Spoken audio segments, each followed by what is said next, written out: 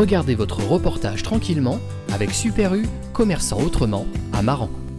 Au mois de mai dernier, les parents de Lola, William et Mélanie apprenaient brutalement que leur fille était atteinte de leucémie.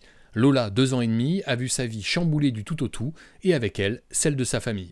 La nuit du 25 au 26 mai, nous sommes allés chez notre médecin traitant pour des petites taches sur la peau qui s'appellent des pétéchis, qu'on ne connaissait pas à l'époque. Ce médecin traitant nous a envoyés à l'hôpital pour faire une prise de sang pour savoir d'où ça venait, sans aucun soupçon de maladie.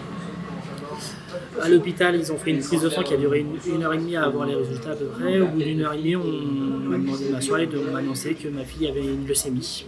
Alors moi, sur le coup, c'est un choc monumental. On m'annonce à l'hôpital que ma fille a un cancer. Donc imaginez-vous, je sors du travail, on m'annonce que ma fille a un cancer, je ne comprenais pas ce qui m'arrivait. On m'a dit qu'elle partait dans un état grave à Poitiers, à l'hôpital de Poitiers, qui est à 150 km de chez moi. Je ne comprenais pas ce qui m'arrivait, c'est énorme, tout s'est écroulé autour de moi. Sur la première phase, Lola est resté 1 mois et demi à l'hôpital. On est sorti avant-hier, le 13, le 13 juillet, tout à fait. Et elle est sortie, mais en acceptant d'avoir un hôpital à domicile. Oui, c'est-à-dire que sa chambre s'est transformée en chambre d'hôpital. Tout à fait. Dans sa chambre, elle a tout ce qu'il faut, comme si on était à l'hôpital. J'ai ma compagne qui va être obligée de s'arrêter pendant pratiquement 1 an, qui sera en arrêt pendant 1 an pour s'occuper de la petite, parce qu'à 2 ans et demi, elle ne peut pas s'occuper toute seule. Sachant qu'à l'heure actuelle, elle n'a pas repris à marcher. Elle a une paralysie des cordes vocales, du coup elle parle tout doucement, elle a du mal à parler, elle ne peut pas boire de liquide, on doit tout épaissir ou gélifier.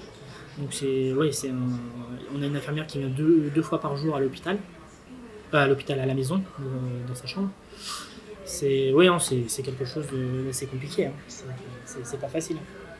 Jérôme Favreau, un sportif connu pour ses Ironman et président de l'association Un défi pour la vie à Maran, a décidé de leur venir en aide. Sportivement, je suis parti sur un 24 heures, déjà. Un 24 heures, avec des partenaires que j'ai trouvés, qui eux vont payer donc les kilomètres parcourus, puisque c'est un 24 heures vélo. Donc j'ai contacté William en lui disant ben voilà, est-ce que je peux participer à votre action, enfin tout au moins à vous aider, du moins. Et puis donc il a dit oui tout de suite, hein. Il a dit oui tout de suite et tout le projet est parti. J'ai contacté donc Bertrand, hein, le maire de Sainte-Soule, et puis voilà quoi. Donc tout le projet est parti de là, quoi. L'objectif c'est d'approcher les 600 km. Après je ne sais pas si je vais pouvoir y arriver. Il y a 8-10 ans je pouvais le faire. Actuellement bon, on va voir ce que ça donne, mais l'objectif oui c'est 600 km. Et vous partez pas seul? Alors je pars avec Étienne Capin, donc, qui est le parrain de mon association. Alors Étienne, par contre, c'est handisport. Ça fait 25 ans donc qu'il est handisport, puisque suite à un accident, il a été obligé d'être en handbike. Et donc c'est lui qui m'accompagne sur ce défi. Voilà. Ce sera donc 600 km à raison d'1 € par kilomètre reversé à la famille de Lola. Le défi se déroulera à Sainte-Soule, autour du stade, où le maire Bertrand Héral a répondu tout de suite présent. Alors la première chose, c'est simple, hein, c'est que quand on est papa et qu'on voit la situation dans laquelle la petite Lola est, la première réaction c'est d'écouter et de voir ce qu'on peut apporter à l'édifice. Et donc là, Jérôme est venu nous présenter son projet de course des 24 heures. Super projet, hein. On a une situation qui est très difficile et la question qu'on se pose c'est comment transformer cette épreuve en un moment de solidarité.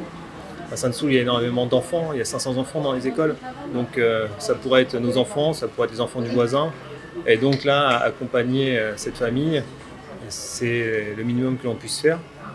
Donc on va essayer de mettre en place quelque chose de dimanche après-midi. Le travail va commencer, hein, parce que ça fait 1 semaine qu'on a l'information.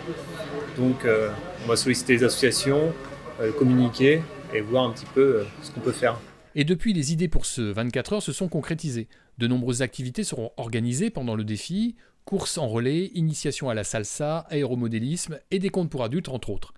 Rendez-vous samedi 22 août à partir de 19 h jusqu'au dimanche 23 août. Les 2 sportifs arriveront à 19 h avec la présence, si possible, de la petite Lola. On sait qu'elle sera en aplasie normalement début août, prévision des médecins. Ça va durer 1 semaine, 2 semaines, 3 semaines, tout dépend comment repartent les globules blancs dans son corps. On espère qu'elle pourra participer. Quand je dis participer, c'est venir peut-être une demi-heure à l'écart des gens, car elle n'a pas le droit de fréquenter les endroits où il y a du monde. Donc on fera le nécessaire pour la protéger, mais qu'elle soit là pour que les gens voient le là quand même. Mais voilà, il faudra organiser la chose pour pas qu'elle soit à l'encontre des gens. Et actuellement, elle n'a pas le droit d'être dans les endroits où il y a plus de 10 personnes.